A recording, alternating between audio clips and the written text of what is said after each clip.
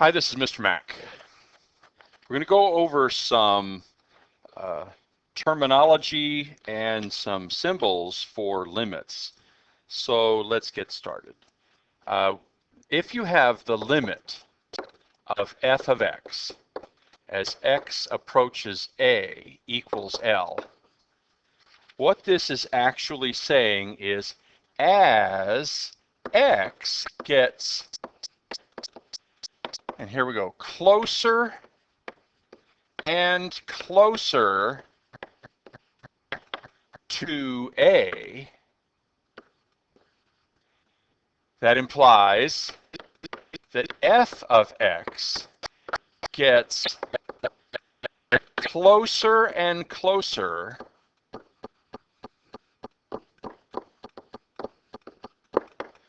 to L.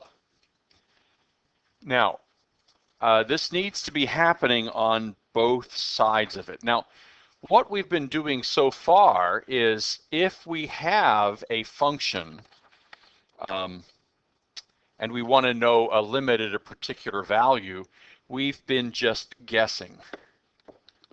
And the way we've been guessing is we squeeze in on the values of A, putting in values of x that are getting closer and closer to A on both sides. And then if we see it kind of settling down from both sides on a particular number, we guess, well, maybe that's the limit.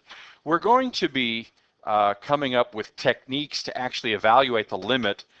Not actually yet, though, but guessing is a method that can be used sometimes, but you have to be careful because as problem number 9 on the previous one, when you tried 0.6, 0.7, 0.8, 0.9, and 1.5, 1.4, 1.3, 1.2, 1.1, what happened was you had things jumping around wildly, and you really couldn't get a good handle on what was going on until you got in really close to x. So guessing probably isn't the best way to do it, and we're going to come up with better ways in the next couple of sections, but we'll leave that for a little bit later. Right now, our best guess is about the only way we have to evaluate the limits. Now, the next thing we want to do in terminology is we want to talk about one-sided limits.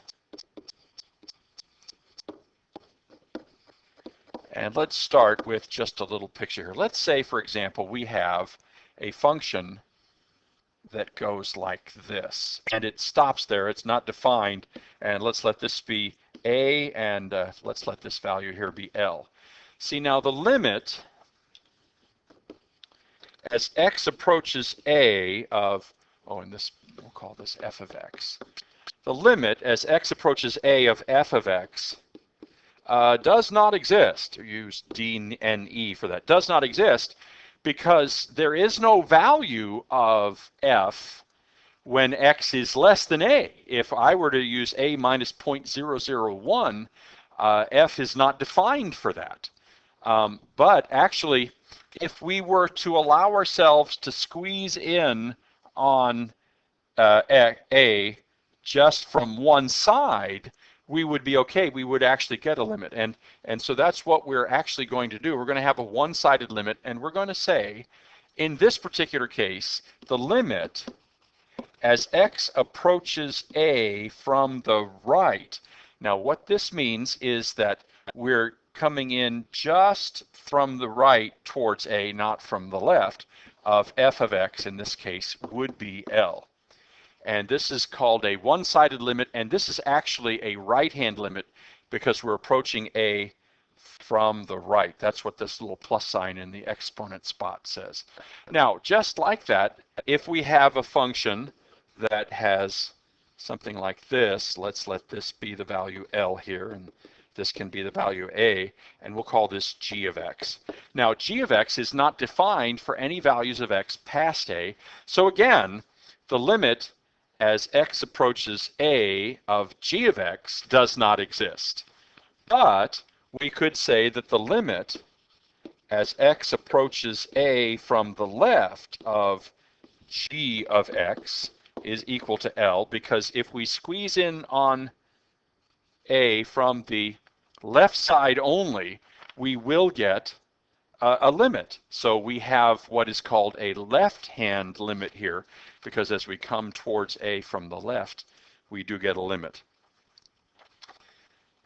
Now, a little bit further, we can say the following is true.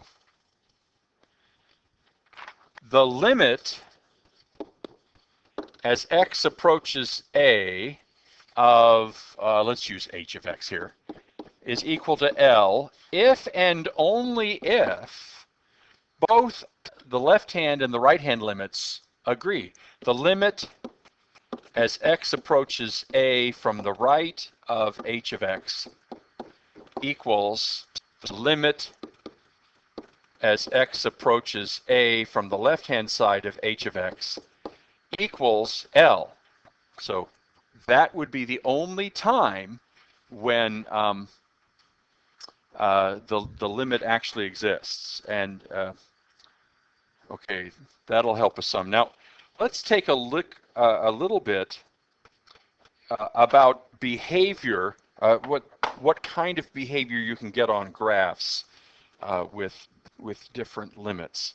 Now, let's just have a little graph grid here, and let's make this 1, and this can be 2, and this can be 3, and let's imagine that we have a graph that comes like this, and open circles here, closed circles here, goes like this, open circle there with a point here, and then goes like this. Okay, now it may take a little bit of help here to understand. This is y is equal to 1. This is y is equal to 2. This is y is equal to 3. Okay, and we're calling this function, we're calling this f of x. Now notice, and 1, 2,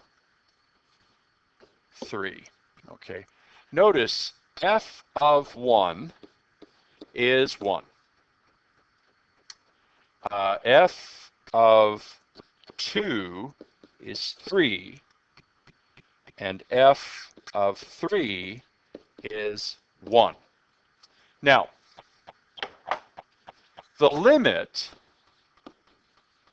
as x approaches 1 of f of x does not exist, because even though f of 1 is defined, we're not squeezing in on 1 from as x goes towards 1 from both sides.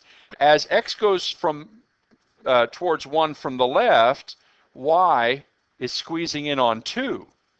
So even though f of 1 is defined, we find that f of x does not have a limit at 1.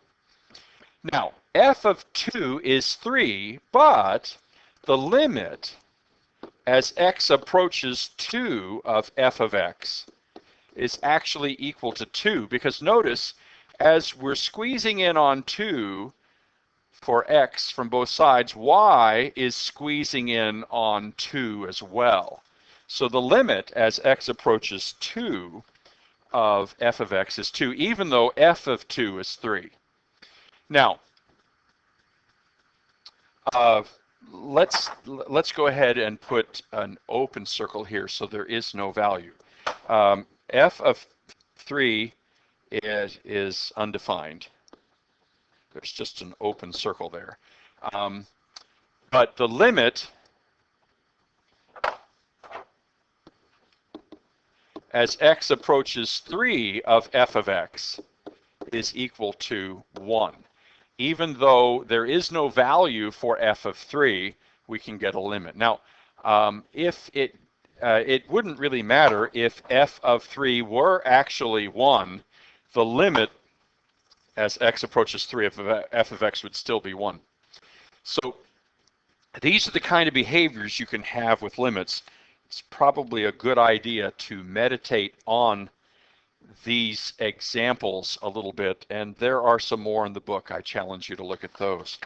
Okay, now, next thing, the limit. If the limit as x approaches a of f of x is infinite. In other words, what we're saying here, as x gets closer and closer to a, f of x can be made arbitrarily large. Now that means it's arbitrarily large on both sides.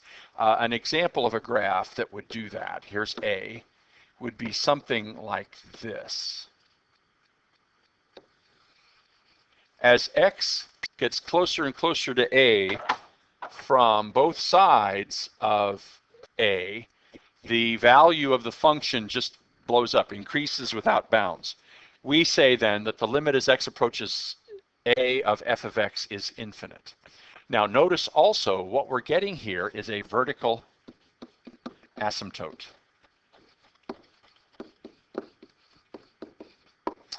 Now, just as we have this one, if as x approaches a from both sides of a, the value of f of x gets arbitrarily small. In other words, if we have a graph that looks like this, let's let this be a, and we have something that happens like this, we say the limit as x approaches a of f of x is equal to negative infinity. Now,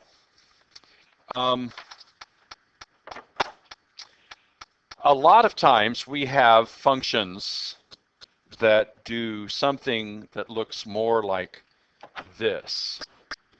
Here's a, and let's say it does something like this. Here's the asymptote, and like that. Now, it turns out that the limit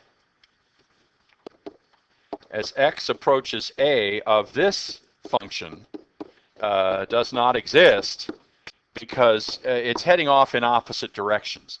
But now notice, in all three of these cases, you do have a vertical asymptote. You do need to be careful, though, about using infinity or negative infinity. To say that, you've got to be heading in the same direction on both sides. But anytime you have either a left-handed or a right-handed limit that's either infinity or negative infinity, or any of these cases, you will have a vertical asymptote. So that's an important thing to remember. And that covers tutu, which is what ballerinas wear. Have a good